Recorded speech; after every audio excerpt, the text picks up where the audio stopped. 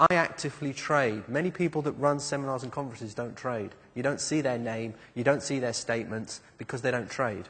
Now, that's good because I think it's good to learn from someone who actually does it, but also there is another thing that I have to be very, very careful of, is that fair disclosure.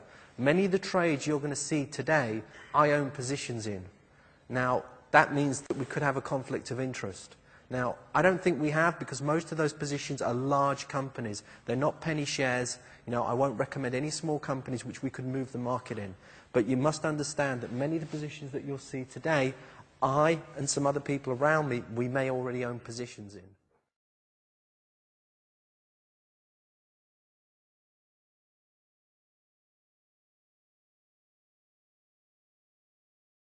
I've done training for about 10, 11 years.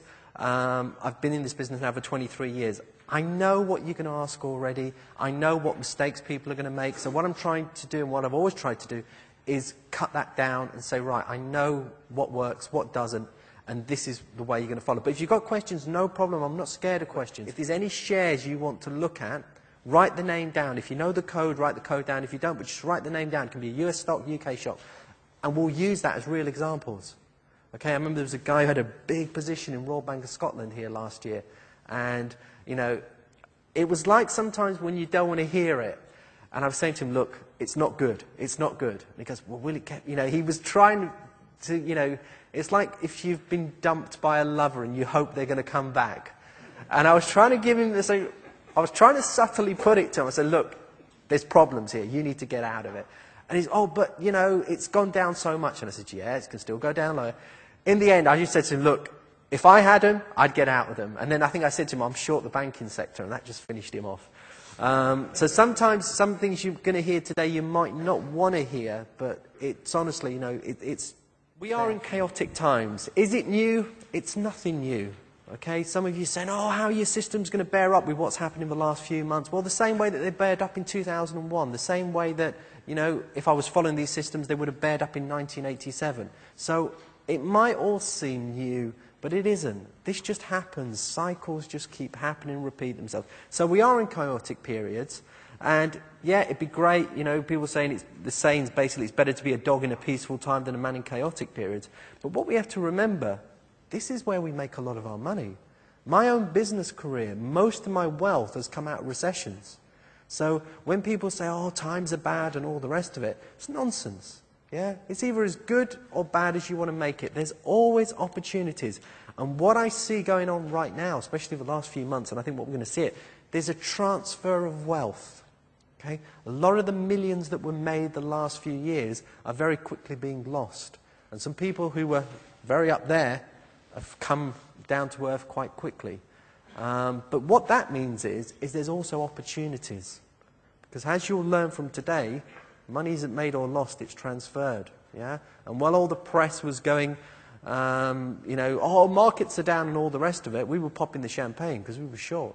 Yeah? So remember, there's always somebody on the other side making money of a transaction. There's always a buyer, always a seller. So don't, and you know, the old question is, if you're so smart, how come you're broke?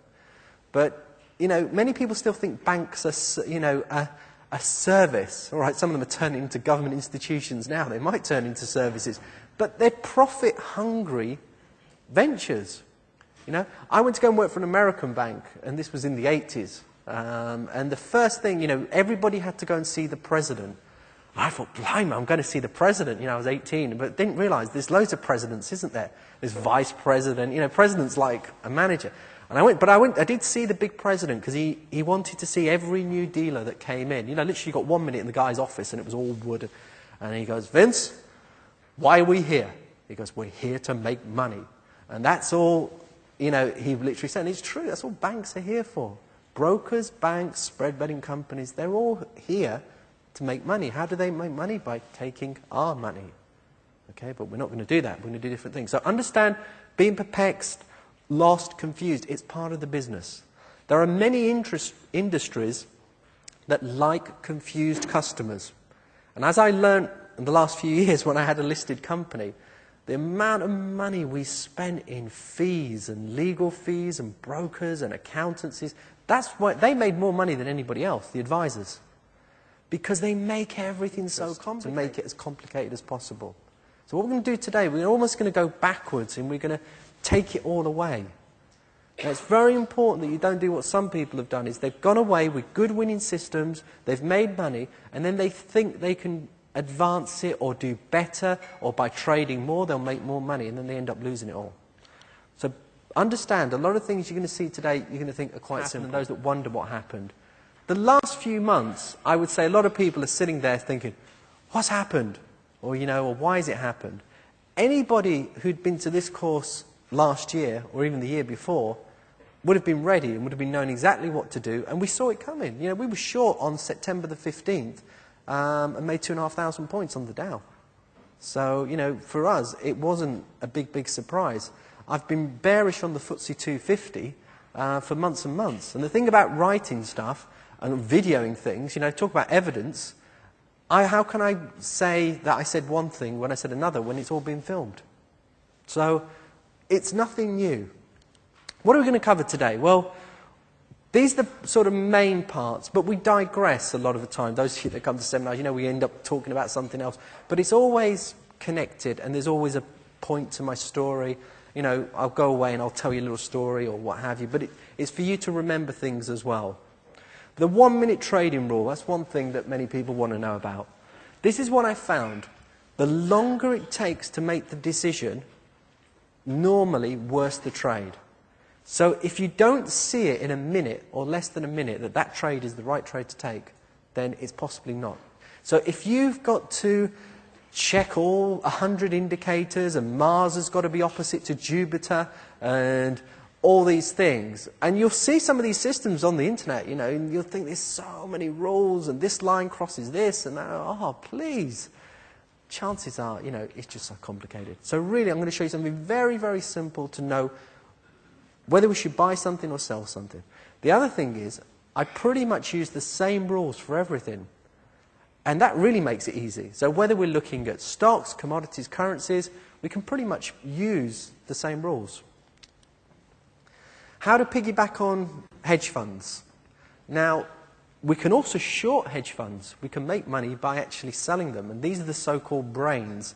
The majority of hedge funds are awful, but there are a few good ones. And we'll look at that as well. And I'll show you how you can actually invest in these people or piggyback on them with very little money. If you've got a lot of money, you can also invest in them. But I will show you a way how you can actually get into these funds. Because there are a few pretty good ones that run some interesting strategies that you might want to, back into. The leverage tool that turns pennies into clever money, stupid money scam.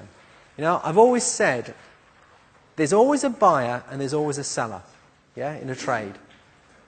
And let's think about it. Both of them think they're clever, don't they? The buyer thinks he's got a great deal, and the seller thinks he's got a great deal. But they can't both be right, can they?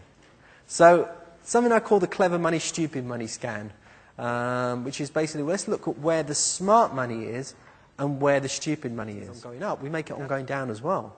Last year, we had some great runs on oil, but we've also made good money on shorting things like lead and zinc. And that's the next point we're going to talk about, is some of the metals that people don't talk about. Now, until recently, to trade aluminium and trade things like zinc and lead, it's been a nightmare. If you phone an IG, even now, and ask for a price on aluminium, you could be waiting 10 to 15 minutes to get a price, and then wait until you try and get out, God help you. But I'll show you another way of how you can do it. Because those are not settled like normal futures. There's a little bit more to it. But we can do that with other ways.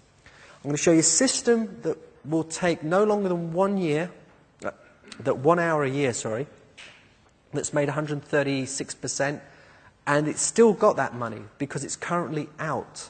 This is another thing you've got to learn, and you won't hear this from the bookmakers again. Many times, what's the correct trade? No trade. The correct trade is put your money into cash. There's no shame in earning 4 or 5% a year for a small period of a time, rather than trying to lose 30, 40%. So what that commodity system does, of course, some of you say, well, you can also go short commodities, you can, but that was only based on being long. So what it does, it buys the commodity index when certain things happen, and then sells it when certain things happen, and then that money can go somewhere else. So you're out. So right now, that system has no trade on the commodities. So you understand sometimes the right trade is no trade. How to beat 95% of the experts, I'll show you how to do that. Now talk about timing. That system gave a buy signal out on the 28th of October, and today's the 7th. So you've got the signal just literally a few days ago, and you can all go away and trade that now. So that system gave out a signal.